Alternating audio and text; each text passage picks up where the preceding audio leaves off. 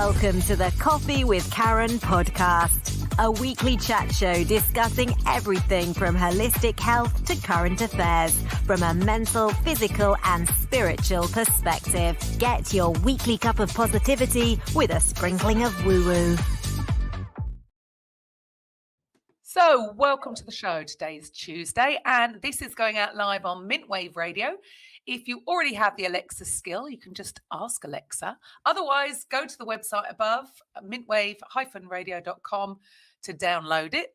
Or if it's via podcast, you can also download the app for Apple and Android for any of the shows that are on the weekly schedule. Feel free to subscribe to any that take your fancy, follow them, leave a comment. Today's episode is 176, and today we have Bill Murphy, and he is an author, coach, speaker, and entrepreneur. And today we're going to be talking about thriving in the storm. My name is Karen Roberts, giving a platform for coaches to get their message out there to people who need to hear it. So, Bill, welcome to the show.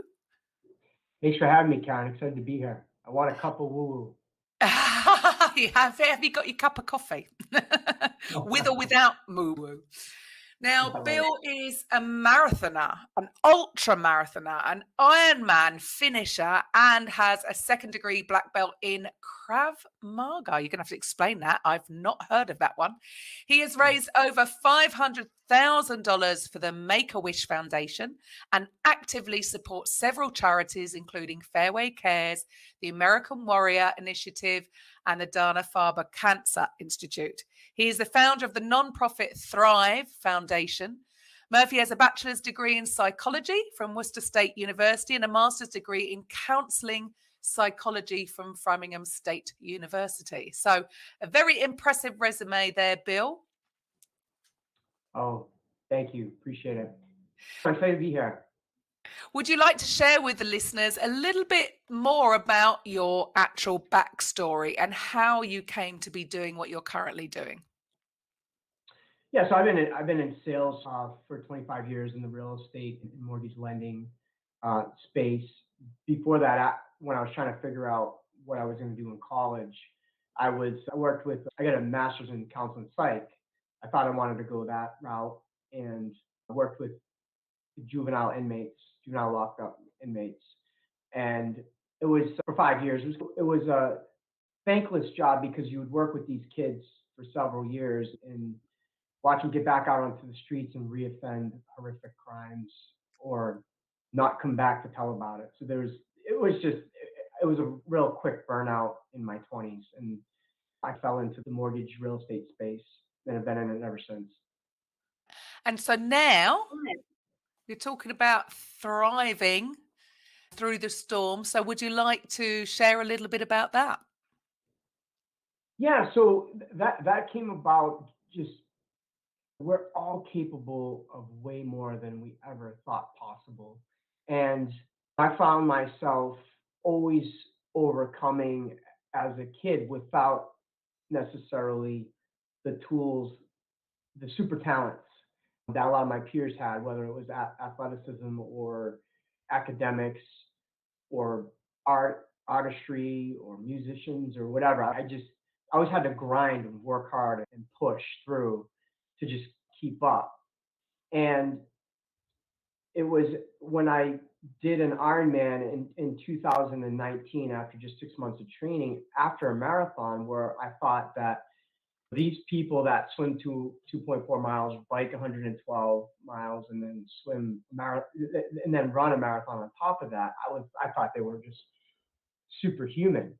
And so I declared that I was gonna train for one in 6 months, which pretty much everybody said was impossible to do. And I put my head down and was grinding. It's not like I was swimming, I was biking. The only thing I was doing was running. But I started to train and believe with a lot of failures involved throughout where I wanted to quit. The anxiety was pretty overwhelming. And I remember sitting in the pool when I was training, and I was like, I hadn't swam in 30 years. I hadn't biked, and I didn't have a bike. I had to get one.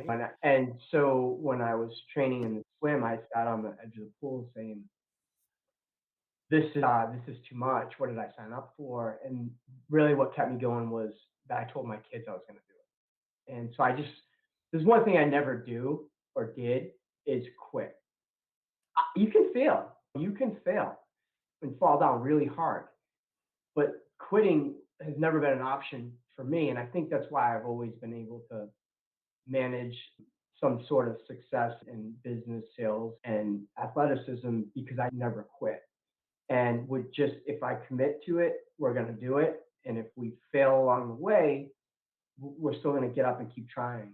And that's where the premise came out is we're all capable way more than we think we are. When I finished that, I said, you know what? I've been journaling my whole life. I've been writing notes about overcoming and getting through adversity my whole life in forms of journaling. And so I was like, I think there's something here. When I was writing it, COVID happened, and I started to realize that a lot of people, high performers, were down and out, and they were just really bordering depression. And I saw it with a lot of kids. My own kids were going through college and high school during COVID, and they were struggling, and they were very outgoing, and they were struggling because they didn't see their peers. Adults didn't see their colleagues or peers at work during COVID, and family and everything else. We were all pretty much locked down. So then I started to notice what was going on there. It's like some people are the victim of the circumstances, and they're laying low, and they're not getting out of bed, and they're not productive, and they're not doing things to better themselves. Others are just getting by and zombie-like and showing up, but just not present. And then there was those that were still thriving. And those were the ones that, hey, we're all in the same situation and we're all battling right now because it was a real unfortunate time. But we're doing things to continue to move forward. And if we are feeling low levels of emotions like fear, doubt, angst, anxiety, anger, hostility, depression, whatever, it's really hard to create. And it's easy to stay in that victim of our circumstances mode. In order to start to get to the thriving level is practicing those positive emotions, those high level of emotions. And I know you're all about that, Karen. And those positive emotions are enthusiasm, joy, love, zest for life, peace, happiness. And that's where we're able to create. And I just found myself just striving to be in those high levels of emotions to get there every single day so I could be productive and try to And help my family and peers. And what do you think? What do you think is the real difference? Because yeah, you're right. Everybody falls into one of those brackets, don't they? And obviously, this happens every single day. However, it was just so impounded, obviously, because of COVID, because of lockdown, because it was global. Nobody got out of this. But what would you say is the real difference from the people? Because obviously nobody does it deliberately. Nobody does it, presses that self-sabotage button and falls into that victim mode. But we know that's what's holding them back. But what is the difference? Why are some people seeing things slightly differently and doing the things or having even the discipline, really, because it takes discipline, right? It takes practice. We're not all happy all the time. Everybody's going to have these ebbs and flows, but the ones who are thriving somehow have found a way to be disciplined enough to practice the things that they need to do to stay in a positive mindset. I think the number one thing is the purpose and the why strong enough. We drift oftentimes from what we set out to do because it loses its luster, it loses its value, it loses its shine, and we're not going to reach for it. So we may have to find more purpose in our motivation, or maybe it's not important enough. But we got to identify what's important to us. Like I mentioned earlier, like declaring to my kids that I was going to do something was important enough for me to keep doing it, no matter how painful or how much out of my comfort zone I was. And I think when we do start to drift, we have to search consciously because we're drifting unconsciously. We have to find the awareness that this is happening and search consciously for that purpose again. and identify whether it's strong enough or not. And we need to understand that our whys and our purpose and our mission is going to change over the years. When I got into sales 25 years ago, I was going to succeed in spite of what everyone else said. And that was my motivation because I was very competitive and I was just going to outwork everybody. But now I have three kids in college, two teens and a 23-year-old. And 23 years ago, my why changed. My why was now I'm doing this for a family. And now that's okay to change your why and change your purpose. So check in. You may be pursuing something that you thought was important 5 years ago. It may still be important, but is it important enough to not just throw in the towel and say, you know what, I'm just gonna survive and get by right now, and I'm not gonna pursue it. So I think that's important. And if it's not important enough, then don't do it. Go find something else that is. Yeah, you're right, because this is said so many times, isn't it? Everybody says you've got to have your goals written down. Everybody's heard this a million times, but do they have it? Just because they've heard it, they still are not necessarily doing it. Or like you say, yeah, things change. My goal years ago was to own my own fitness studio. I set out for certain goals. I got there and then realized that, oh, actually, maybe this isn't quite what I want, because I've just actually bought myself a full-time job and this actually isn't even sustainable because the business has been built around me. So my goal changed because I realized from achieving it that, maybe I chose the wrong goal. It wasn't the right building block. And I suppose that's the issue, isn't it? People think that, okay, that is that specific goal. And then what am I going to do when I get there? That's why it is so important to reevaluate them. And you don't know. If I hadn't had got that goal, it might still be a goal of mine now, because I hadn't achieved it and then realized that, actually, I don't know whether I do want this anymore. It would still be something maybe I wanted, because we don't know until we get there if this is the thing that we actually want. Isn't that right? Sometimes the anticipation of what we set out is more powerful than actually hitting it. And Absolutely. that's where the dopamine rush is I think it's in the chase than actually the climax of it and reaching where you want to be. And which is why I suppose so many, when you hear of, astronauts, they suffer with depression because they've had this massive goal, maybe that they've had since they were a child, and they've achieved something that is so massive. And then all of a sudden you're there, and then, well, what next? Because as human beings, we're growth orientated, aren't we? If we're not growing, we are disintegrating, which is why be careful what you wish for. When people think, I want to retire at age whatever, and you think, really? We all need something to strive for, because otherwise I'm sure I would get complacent. I would get lazy. If I didn't have something we need things to get up for and to strive for, don't we? Yes, we do. Absolutely. With what you doing, I'll put my hands up. I only ever did one marathon. Great. See, London Marathon is always around my birthday. So when I hit a milestone, I was going to be 30. So this is going to be the year I was going to run a marathon. And then I said, I'll do it again maybe when I'm 40. And then that decade went a little bit too fast. And then it went to 50. And now I'm like, no, I don't think. But the thing with a marathon is it's almost like absolutely anybody can do it. Like anybody can achieve anything. Right. But you've got to do the work. There's no getting out of it. You can't just say you're going to go and run 26 miles and only after you've only ever done 5 miles in your life. It's just not going to happen. It's just never going to happen. So there's no magic pill. There's no magic formula. It is what it is. You have to follow your training, or at least I didn't totally follow the training that would normally be for marathon runners, because I was teaching fitness so much. So I was doing a lot on already.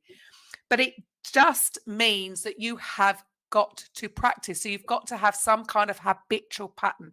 Do you think that is what, and I suppose the second one, even more Ironman, you're crazy to finish with a marathon. But isn't that the key? Is that somehow you've got to have these habitual patterns, and they don't have to be massive, but they have to be done. Yeah, when you set out to do something, you need a roadmap to get there. You need the program. You need to have a coach, or you need to have a plan laid out to hit it, or you're going after something, you're going to fall off course because you don't have direction. So whenever you do set out to do something like a marathon, you need to get at least a plan, a course plan, or a running plan, or whatever, just a training plan. And so many people, like you said, Karen, it's possible, but I have so many people say to me, I could never do that. I could never. If it's important enough to you to try, then you could. And even with physical limitations, we see what some of these athletes do that are physically limited and able to accomplish it. So I don't want to even say without your physical limitations. There's always a way to get it done if you have the right plan. And you On have a any in strong anything. enough desire. You've got to have that strong desire. That's where it all starts from, doesn't it? Oh yeah, well, that's it starts with the desire of the end goal. So for you, marathon, ultra marathon, and Ironman, that's pretty tough. But what you just said earlier, that you didn't listen to the naysayers, you didn't listen to the people who said that it couldn't be done, because you've chosen to do it in 6 months. And I've got to say that I would have said, nah, no, that's pushing it. But what made you just keep going for that goal? Yes, you had the accountability, and that's probably key with having a coach or anything, is having that accountability. You really put that on your kids because you've announced it to your kids. That was Yeah. your accountability. Is that how you felt?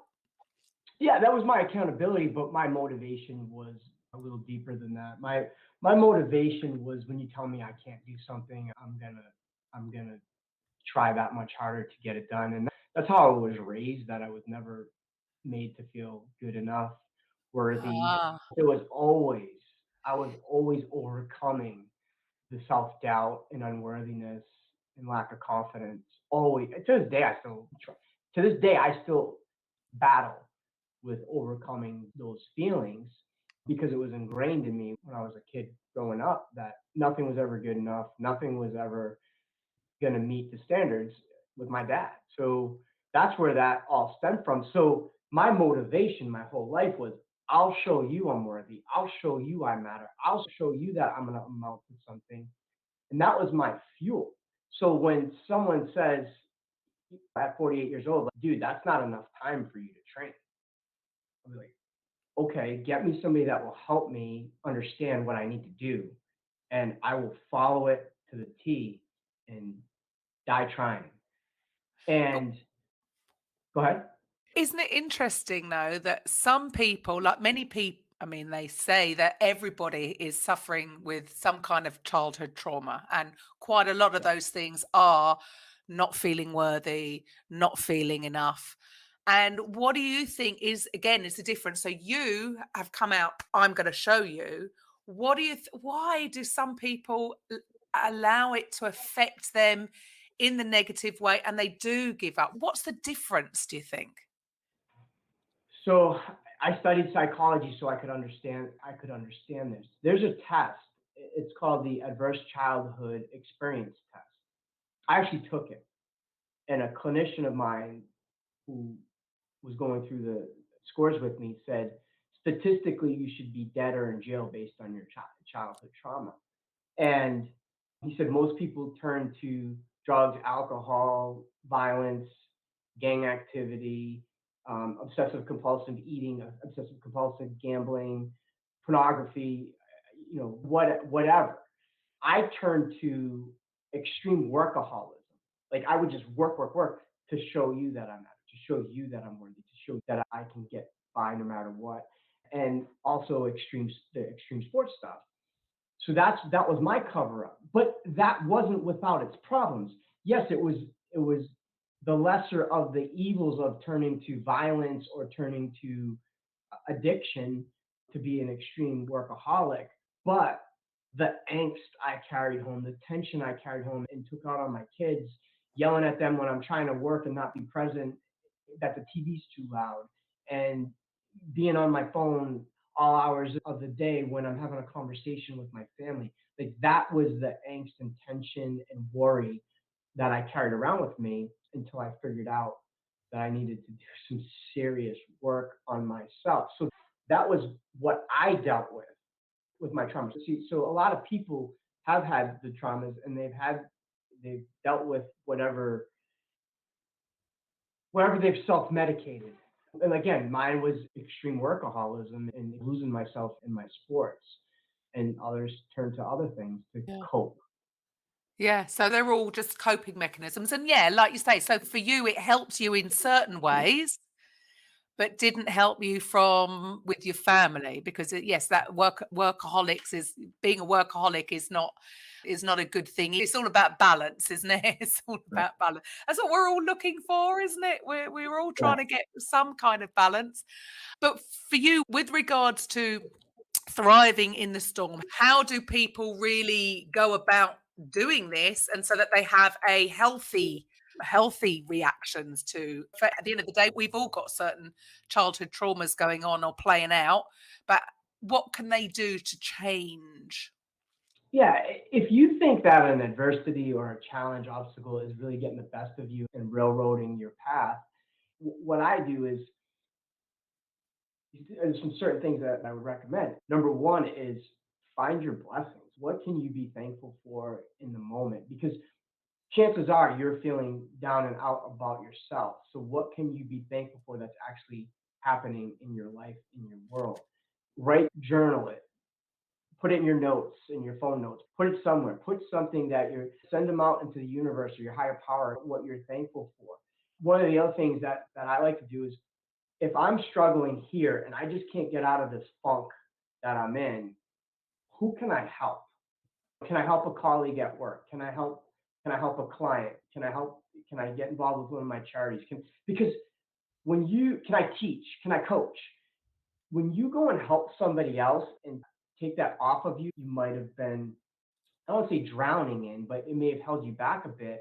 When you start to help somebody else, man, do you feel better Yeah. when you get out of it. And you're like, you know what? I feel better. This is going to be okay. A lot of times that will happen. So, the gratitude, the blessings, prepare your day.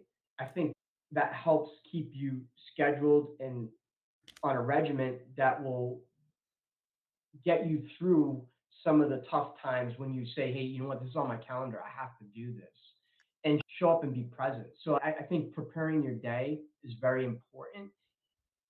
Looking at that day in the morning. And then when you go to bed, some of the things that I practice that has really helped me over the years is no TV or news or anything negative that's going to take up space before I go to bed, because that's not going to lead most likely to a good night's sleep. And plus, there's a lot of toxicity out there on some of the things that we put on when we start scrolling or we put on the news or things of that nature. So prepare that. I never used to do this, but it was a win for me now. Is I stopped taking text, emails, phone calls at a certain time every day. I try to be done by 7 o'clock where I won't answer anything, 6 o'clock where I'm not. And if I have a family event or if I have something scheduled, I'm done. But I'll get up early enough the next day to take care of it. And so I feel when you're able to do those things and not be distracted when every time you get pinged to respond or react, because a lot of times some of those questions, calls, inquiries may be triggering. Oh, we have a problem. There's an issue here. We need to fix. Well, nothing's going to get fixed at 9 o'clock at night. It can wait till the morning, most likely, unless it's life and death. We're talking about sales. The sales transaction will still be there in the morning for us all to regroup and figure it out. So, like, I used to be the one that would be up all hours of the night trying to figure out a problem, but it never got solved. And so that would take away from my time, my productive time with whatever it was, a hobby or an interest or my family. I think that's massive. For me, yeah, I'm 51 years ago. We survived without a mobile phone. It's just, it, people would have panic attacks if they've lost their phone. We are just have been conditioned to respond, like you said, react to notifications. They could be pinging all day. You're right. I have to have my stuff switched off. And like you said, setting your boundaries. Because, yeah, so years ago, somebody couldn't get a hold of you. It's not a problem. They get a hold of you the following day. But somehow we found ourselves in this place of, yeah, we feel that we have to react to so much. We have to respond that instant because of the way things have gone, because there are so many different social media platforms. You've got different apps on your phone. I don't know how people get stuff done sometimes if you're responding to all the notifications, because there's only so many hours in a day. And I think that is massive. Do you think people are struggling with anxiety because of what you've just said there? Yeah, how many people, we could take a poll, how many people actually, when they wake up, if they wake up in the middle of the night, check their phones? Try to go back to bed if you check your phone in the middle of the night. Yes, You're it's gonna have a not hard good, time, is it? It's crazy. It's crazy. you Yeah, know? nothing's gonna be that important.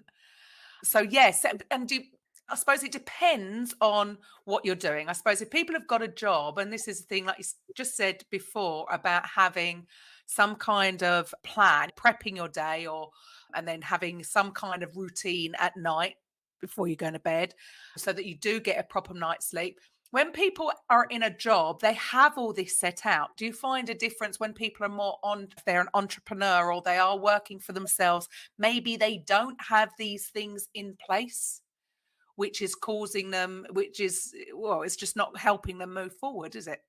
I think it's just individual. What I see is individualized. A lot of the entrepreneurs they're successful entrepreneurs. They're successful because they are able to compartmentalize, and they are able to shut it down, and they are able to rejuvenate and re-energize for the next day. I think there's also high level performers that are frantic, like I was a few years ago, where I would just be answering everything and doing everything, but I was suffering in so many other areas in my life. I think it's where that individual is in their particular. Yeah. So it is important to have some kind of routine, setting yourself up for success every single day. Absolutely. So what would your morning routine be? I have a very regimented morning routine. I'm training for another Ironman coming up this weekend, and so my morning starts very early, anywhere between 3:15 and 3:45 a.m. And so then, but it immediately starts with some breathing, breath work, a little bit of meditation, all combined. I do write down my blessings. I'm not just saying to do this, but I'm saying because, I'm doing it and it's really helped me. Hopefully, if you stop practicing this, it'll help your listeners. I then drop to my knees, say some prayers, again, part of the blessings, and I have my coffee. That's when I do check my day ahead, last night's emails, and the coffee and doing all that and having some supplements and getting ready for my day takes about 45 minutes. But it's a break. Nobody else is awake. Nobody else is doing anything. No one's calling you. There's no new emails coming in there's no new text coming in at that time. And then I start my work. Then I'll do a workout or a training or whatever, and however long that's scheduled for that day. When I'm done, then I'm ready to begin my day according to my calendar. And so do you think that if people did have some kind of, everybody can have whatever their morning ritual is, I call it a morning ritual. Everyone has one, right? Some people have to have they're not going to operate with a cup of coffee, or they've got to have the shower first. Whatever what their system is, that is going to help them be successful in anything that they want to do, not just training for a marathon, but not just in sales, but just in everything in life. Do you think that's what's missing in general if they don't have that in place for themselves? How do people get the discipline to actually do it? Because it's easy to say it. And I'm going to admit, I do have my morning ritual, and I Yeah. didn't do it. And I didn't do it this morning. I didn't do it How this did you morning. feel? There will be times when I can, fall off the bandwagon, but I know the difference, because the difference in my productivity is never as good. It's such a fascinating subject that something as simple as having a specific morning ritual in place, because I don't think people understand the power behind it, how it can really set your day to flow properly. I'm going to be far more productive, get things done in a much shorter time when I've done it. And yet there can still be days where, no, something's happened and I haven't done it. But how Yeah. do people stay so disciplined to do it? I think being an athlete has something to do with it as well. Do you think you're more conditioned to be a little bit more disciplined with certain things? It drives, yes, but it'll drive me so crazy that if I didn't do my ritual or routine, that I would feel less equipped to handle the challenges life throws at me that day, just Yeah. like you said. And that's factual for me. Like I feel railroaded. And I'm always trying to make sure I'm ahead watching what's going on. And there is a little bit of anxiety. There is a little bit of angst that goes along with that when you don't feel right because you may not have done the things that would help you get through the day. Now think about your routine oftentimes is your own self-care. So whatever it is, if you're just having some time to yourself to think with your coffee or your tea or your water or whatever, or your meditation or your breath work or going for a walk in nature or walking the dog or whatever it is, if that's part of your routine and that gets taken away from you, you have a tendency to play catch up because you're not prepared as much when life throws some things at you. What I try to do is if I can't do what I need to do, I'll supplement it like with a variation or whatever, and it happens. Nothing's perfect and goes according to schedule.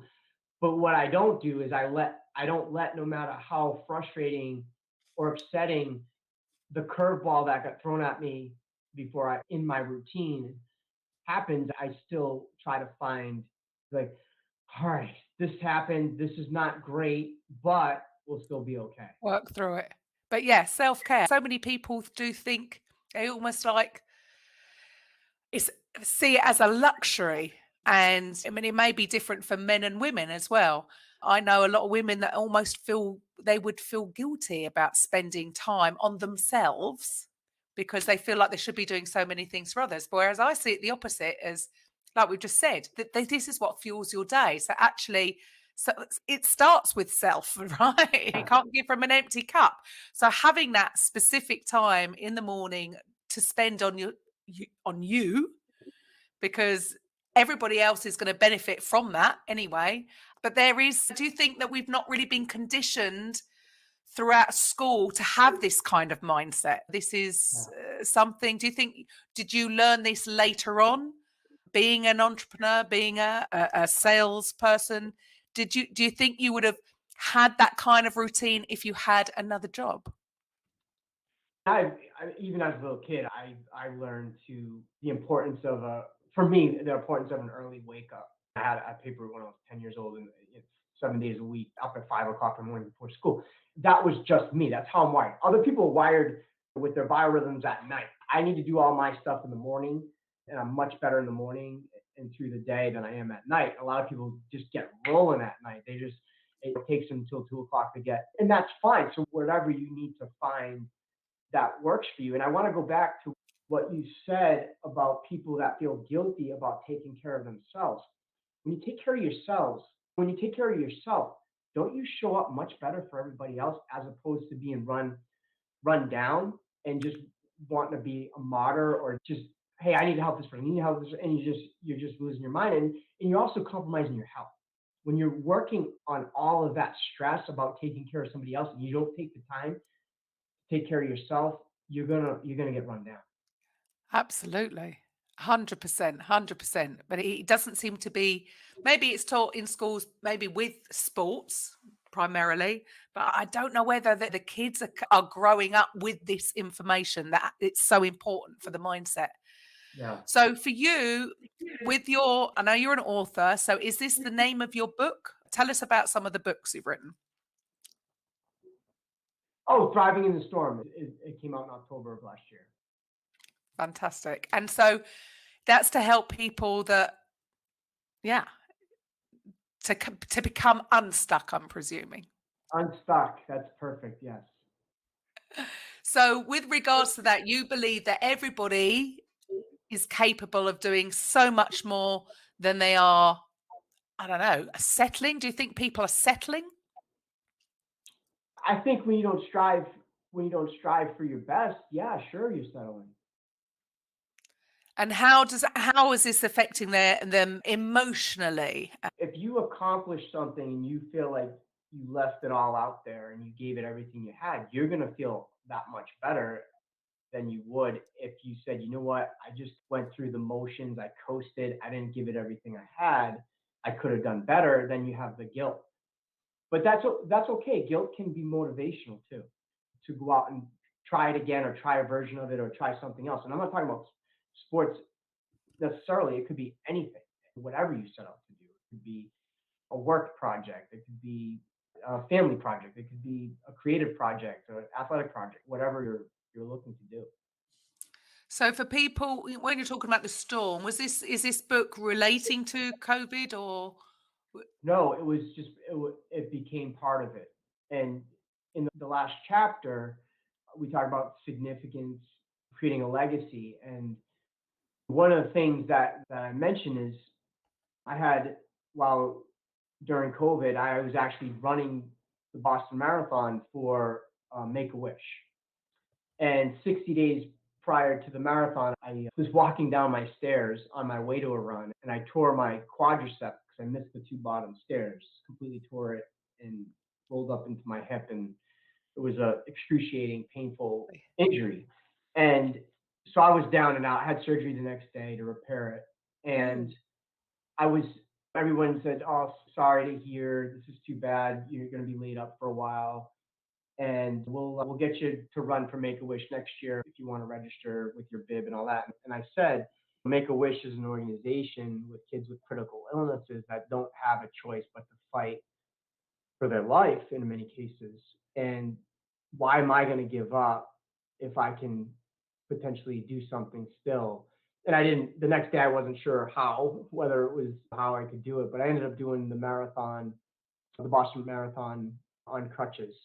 Oh. 60 days later, and raised, the silver lining there was raising so much more money than I would have raised.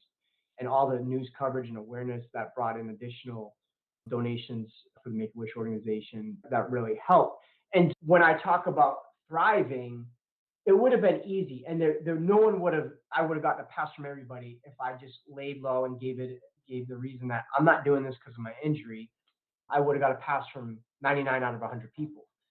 But because I wanted to do it and I needed to thrive and I needed to get to that next level and I wanted to make a difference and not be down and out, and not, because I know it would have depressed me if I stayed laid up like I was and didn't do anything for that period of time. So it was helping me, but it helped me more to do something for the organization and the difference I made with the awareness.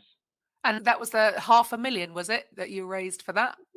No, that's been ongoing. That's been over 15 years. But yes, this was 10 times the amount that I would have raised if I just ran it without crutches. So there you go. Again, isn't it funny how different people could have, again, that could have been used as an excuse, but you chose to turn it into a positive and an opportunity to actually, you ended up raising more money for them than maybe you would have done if you'd ran, but you did it on crutches 60 days later. Yeah. That's come on. How long did that take you? I can't imagine doing 26 miles. Yeah, it was the training that I started. It was when I first started, that 60 days prior it was going to take me close to 20 hours to do that many hours, to do 26 miles, because I was so slow and the crutches were rubbing up against the armpits and just chafing and bleeding and all sorts of stuff, and the leg, and everything was just a mess. But I practiced. I actually trained on crutches for 60 days, like Wow. legitimately trained. And so I ended up doing that marathon on crutches around a track because they allowed us to do it because it was still COVID and you could do virtual. They wouldn't let me bring the crutches into the Boston Marathon for liability reasons. I tried, but they shot that down, understandably. So I did it in 6 hours and 17 minutes. Wow. My goodness. That's going something. Not even on crutches. Yeah, I think, yeah, I just wanted to get it over with. Oh dear, yes, I can't really imagine doing that. It's bad enough running it. So to Sure. take longer and then on crutches on top, that yeah, many people I think would have given up by that. So Yep. yes, that's what sets you apart then. You so every challenge you're having, then you're just finding a way to push forward regardless. Yep. But Absolutely. isn't it? See, this is what sort of fascinates me with all this stuff is the fact that some of that could have come from because would you have had the same outlook if you hadn't had when we talk about childhood trauma, you're saying that you were never told that you were good enough or anything like Yeah. that. Now, if you had the opposite, right, and lots of support, would that have given you the motivation and driving force to prove people wrong and keep going? Isn't it? It's a bit of there's a sort of almost a contradiction there.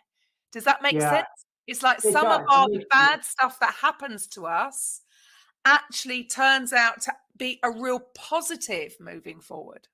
Sure. No, I agree with that. And who wouldn't? Who knows, right? Who knows? If I was born with a silver spoon in my mouth and had this beautiful life, who knows what would have happened? I'd like to think I would have still turned out okay. But so it's pretty funny, Karen. Do you know how many people that have read the book and they're almost apologetic that they say, I didn't have really a bad childhood. I had a pretty good childhood. I had a pretty good upbringing. And I was like, don't apologize. That's great. I'm happy for you. That's a good thing. So there's wherever you're coming from, there's always something that you can use and to propel you forward, whether it's good or bad, or there's always life lessons in everything that has happened. I think it's just an inspiration because so many people have gone through certain adversities in life. Is that it is down to you. The buck stops at you, whether you turn it into a positive or a negative. I just see it as just a real positive outlook on stuff happens. Not everybody has things perfect, and Right. yet it can still be a driving force for you to really achieve what it is you want to achieve. It's just funny, isn't it, that you think, oh, it's you either what are the options when bad things happen to you? Yeah, give up and that's it, drop down, or you get up and push forward. And for those that have gone through anything that has been a challenge, I just think it's a real sort of positive outlet to say, look, yeah, it doesn't make you right. So you can turn Right. it into whatever you want to turn it into. It's great I- motivation. Great Absolutely. motivation. I agree with Yeah. that. So to the list for the listeners, if they can't see the information down below, so was that? Do you have any other books? Where can people find Thriving in the Storm? Yeah, so they could go to thrivinginthestorm.com. There's the journaling, the morning and evening scheduled journaling. We call that bookending our day, and that's part of the routines. There's some emotional charts in there, so you can check in with how you're feeling, check those emotions. There's the exercises that are in the book. I believe there's 21 exercises that we point out in the book, but they're also downloadable on the website, thrivinginthestorm.com, and they can reach out to me there as well. Fantastic. And the other thing that I wanted to ask you right from the beginning, because I'd never heard of it, Yes. was this second degree black belt in Krav Marga. Am I saying it right? Yes, Krav Maga. Yes, Krav Maga. it's Israeli combat fighting style, and it's really it's an easier technique that combines jujitsu, kempo, Muay Thai, karate, boxing, and it just brings it all together. It's a very practical type of self-defense that anybody can learn self-defense techniques that can help them if, God forbid, something were to happen. And Oh, right. Okay. Yeah, they no, need to do I've heard of a lot of martial arts, but that was definitely one that I've not heard from. What's next for Bill? We're doing a lot of coaching a lot of folks right now. We're releasing a course, a thriving mindset course, high performance. It should be out in the next short time. By the time this airs, our course will be released. And if you want to check that out, it'll be on the website as well. And who is that aimed at? Who are your target audience? It's for those that have been battling and they just can't find a way to get unstuck. They may have a lot of self-doubt, unworthiness. They may have some past issues, past trauma that they're trying to work through, and try to get them to that level as fast as we possibly can on that thriving mindset rather than the victim or survival mindset. All right. Fantastic. Thank you so much for your time today. It's been great speaking to you, hearing about your book. So for the listeners, you know where to go to grab a copy. And to everybody else, I will be back on Thursday with a coffee with Karen. Bye for now. Coffee with Karen podcast, a weekly chat show discussing everything from holistic health to current affairs from a mental, physical and spiritual perspective. Get your weekly cup of positivity